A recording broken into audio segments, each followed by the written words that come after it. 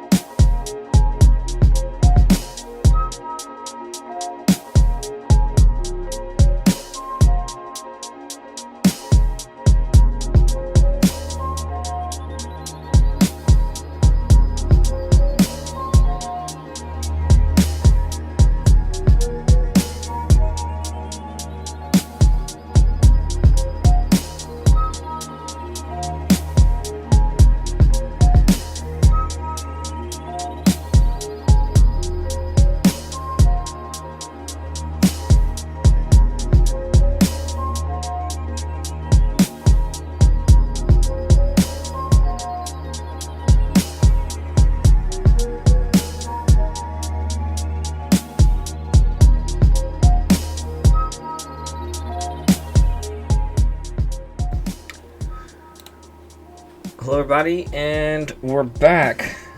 So if you were watching, you probably noticed that I ran into some issues. If you didn't notice, I'm here now, letting you know. So I realized a few things that were going wrong in the project. This is actually a backup of the project before I started working on the rigging. I always try to save a backup before I venture into a new process, and luckily I did.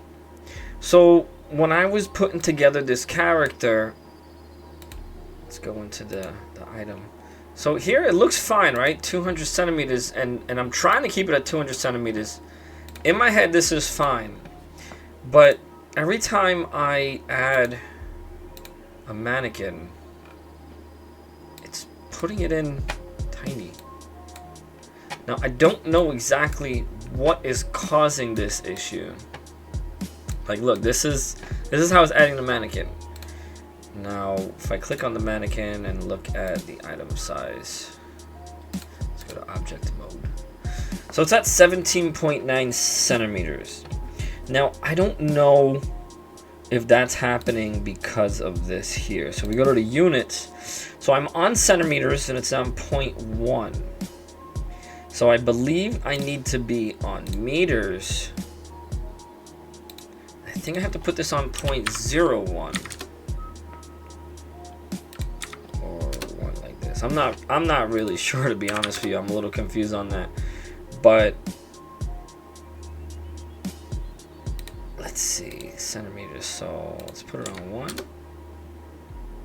I guess 1 centimeter. Let's delete the mannequin. So this part's confusing me a little bit. So let's delete this. Just try to add it again. Let's see what happens. Yeah, and it keeps adding it this size, which is so confusing. Let's go back to object mode. So I want the model to be around 200 centimeters, which technically this is at 170 centimeters. So if this is on 1 centimeter here, right, and this is showing up as 178 centimeters on the height, then that basically means that I've been sculpting this model super huge. So let's resize this. Now I also have a backup of the model, so I'm gonna have to resize that as well. Now I'm making sure that I don't have the mannequin selected, so I totally disabled that.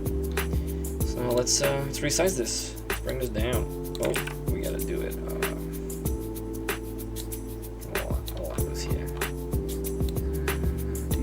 It's like Honey, I Shrunk the Kids.